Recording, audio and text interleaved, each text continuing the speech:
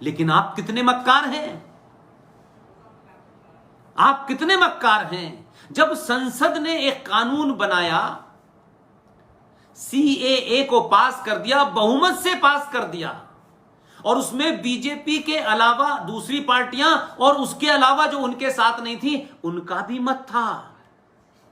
जब संसद से पास कर दिया तो कहते हम संसद को नहीं मानेंगे, तो फिर हम सुप्रीम कोर्ट जाएंगे, तो सुविधा के अनुसार से सुप्रीम कोर्ट होगी, सुविधा के अनुसार से आईपीसी होगा, सुविधा के अनुसार से यह सरकार होगी। कभी न्यायपालिका को मानेंगे, कभी नहीं मानेंगे। आप किसी को नहीं मानते हैं। बेसी कड़ी आप लोग जिहादी, आतंकवादी और इस देश में गजवाए हिंद को यहां रहकर लागू करना चाहते हैं। आप कश्मीर में 5.5 लाख कश्मीरी हिंदू पंडितों के लिए नहीं रोंगे, उसके लिए कहते नहीं नहीं वो तो ऐसा था, वो वैसा था, वो दिन था, वो रात था। लेकिन अखलाक की बात जाएगी इंग्लैंड तक। ये 2020 का भारत है, ये 2020 का युवा है, ये नहीं होने देगा। इसलिए दूसरा मुद्दा मैं चाहता हूं आप उठाएं, गली गली उठाएं। और एक बात मैं आपको बता दूं, सरकार को जब आपने चुना है, सरकार 130 करोड़ लोगों को रिप्रेजेंट करती है, क्योंकि वो भारत सरकार है, किसी पार्टी की सरकार नहीं है। कोई ठेका ले ले कि ये हमारी सरकार है, वो ले ले, लेकिन ये सरकार को मैंने और आपने वोट दिया है। और ये वोट इसलिए दिया है कि आप आए, इस देश के संविधान के ही हिसाब से काम करें, कम से कम हम कोई। लिहाजा हमारा कहना क्या है, अगर संविधान को 26 साल बाद उसके बनने के उसमें जरूरत पड़ गई थी सेकुलरिज्म थोपने की, तो भी सेकुलरिज्म की जो परिभाषा है वो गलत है। लेकिन मेरा सवाल दूसरा है कि जब भारत 1976 में सेकुलर हो गया था, तो एक नोटिफिकेशन के माध्यम से यह माइनॉरिटी कमीशन नाम का फ्रॉड खड़ा किया।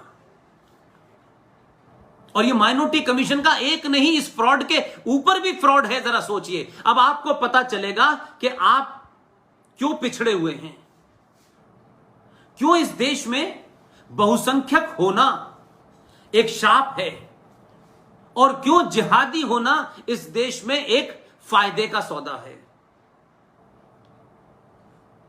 1993 में आपने नेशनल कमीशन फॉर माइनॉरिटी बनाया, और 93 में एक नोटिफिकेशन जारी किया कि ये 5 मुसलमान जो 25 से 30 करोड़ हैं, ईसाई, पारसी, बौद्ध और सिख, ये 5 लोग माइनॉरिटी में हैं। ये कुछ लोगों को लगा, जिहादियों ने दबाव बनाया। 1992 में कांग्रेस की प्राइम मिनिस्टर के होते हुए जहीरुद्दीन बाबर नाम के मुस्लिम आतंकवादी ने मर्यादा पुरुषोत्तम राम के मंदिर को तोड़ करके जो मस्जिद बनाई थी, उसको भारत के राष्ट्रवादी लोगों ने, भारत के राष्ट्र की सही प्रतिक्रिया होते हुए, उस गुम्मद को, उस जहीरुद्दीन बाबर की नस्लों ने जो उसको पिछले 150 साल से बना के रखने की कोशिश की थी, उसे नस्ते नाबूद कर दिया था। तो मुसलमानों ने दबाव बनाया कांग्रेस पे, अरे मुसलमान भड़क जाएंगे, मुसलमान देश टूट जाएगा। जैसे हर बात पे ये देश तोड़ते हैं। इनकी भावना मस्जिद से भी होती है, जहीरुद्दीन बाबर से भी होती है, औरंगजेब से भी होती है, अकबर से भी होती है, हिंदुओं को मारने। इनकी भावना बहुत खतरनाक है, इनकी भावना से तो सबको डर लगता है भैया। इनकी भावना नहीं है, ये सिर्फ एक ही भाषा समझते हैं। ये गांधी की भाषा नहीं समझते,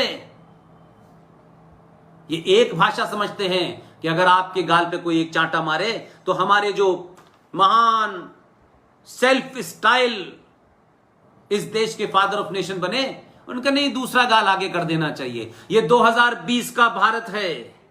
ये बलिया के लोगों से बात कर रहा हूं मैं, इस देश के हर कोने कोने में जो युवा है उससे बात कर रहा हूं मैं। सब कहते हैं कि वक्त आ गया है पुष्पेन जी, अब हम गाल आगे नहीं करेंगे, अब हम पूरी ताकत से मुक्का मारेंगे।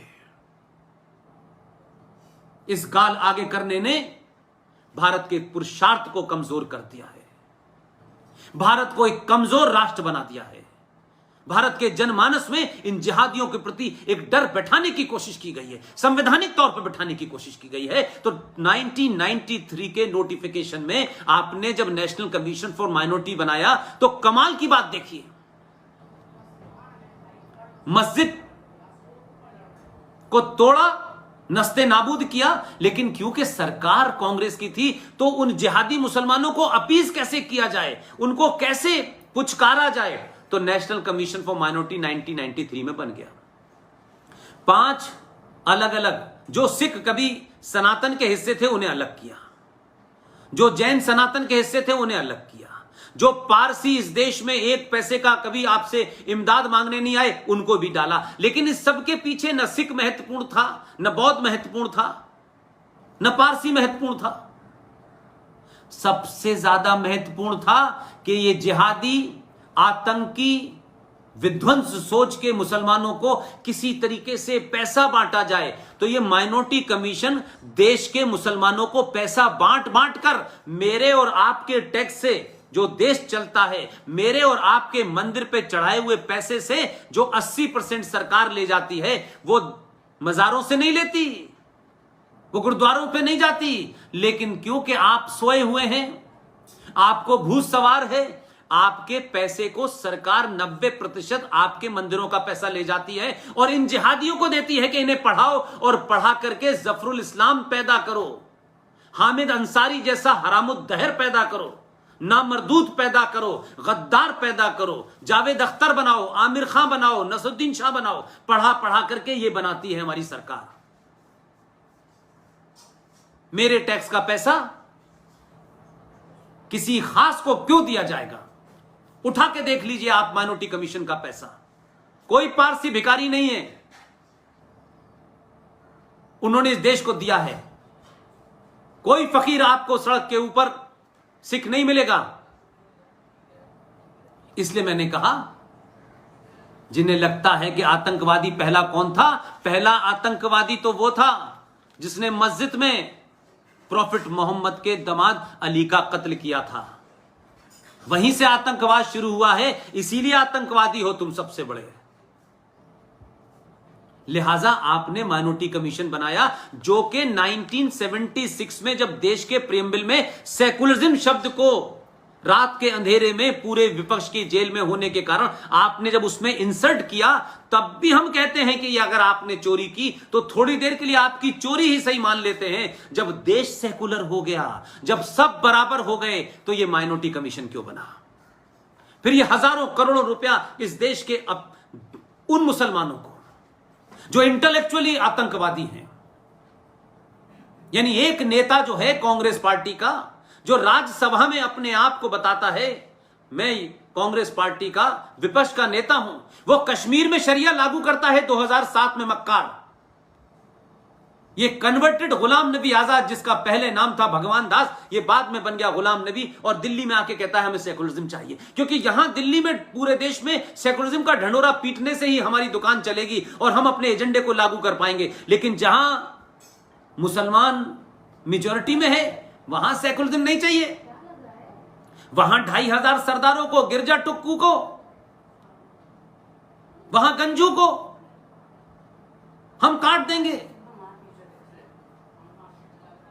मार देंगे, रेप करेंगे पड़ोसी। वो जिहादी मुसलमान जो पड़ोस में था, जिसका एजेंडा ये था कि तमाम फारूक अब्दुल्ला कन्वर्ट हो गए, ये कन्वर्ट हो गए, ये क्यों नहीं हुए? ये नहीं हुए इसलिए तुमने उनको मारा, और मेजॉरिटी थी इसलिए मारा, और घर के पड़ोसी थे तुमने इसलिए मारा। कोई बहादुरी का काम नहीं किया, तुमने कोई लड़ाई वड़ाई कभी नहीं जीती। अगर बकरा ईद पर भैंसे को बांधा ना जाए तो तुम उसको कत्ल वतल नहीं कर सकते। तुम बहुत बहादुर होते तो भारत सरकार से कहते कि हमारी भी एक फौज बनाओ, हमारी भी एक टुकड़ी बनाओ, हम बहुत बहादुर हैं। क्योंकि तुम गद्दार हो, तुम भारत की फौज में थे, 47 के बाद पाकिस्तान चले गए, फौज का मैंडेट था तो तुम फौज के साथ रहते ना, तुम क्यों चले गए वहां? इसलिए मैंने कहा ये खून में तुम्हारी गद्दारी है, खून में तुम्हारी जिहाद है। तुम चादर ओढ़ते हो, तुम सिर्फ दिखाने की कोशिश करते हो कि कुछ लोग जो हिंदू हैं जो ये समझ ही नहीं पा रहे, क्योंकि वो आज भी हजारों साल पुरानी सनातन परंपरा और उन आदर्शों में रह रहे हैं। तुम उनको मूर्ख बनाना चाहते हो। अब मूर्ख नहीं कोई बनेगा, इसलिए माइनॉरिटी कमीशन नेशनल लेवल पे बना है, जो भारत के संविधान की रूह, उसकी आत्मा, उसके हिसाब से गलत है। जब भारत सेकुलर है तो मुस्लिम एजुकेशन बोर्ड क्यों बनेगा? माइनॉरिटी कमीशन क्यों बनेगा? यह अल्पसंख्यक आयोग क्यों बनेगा? और मेरे और आपके टैक्स से करोड़ों रुपया क्यों दिया जाएगा?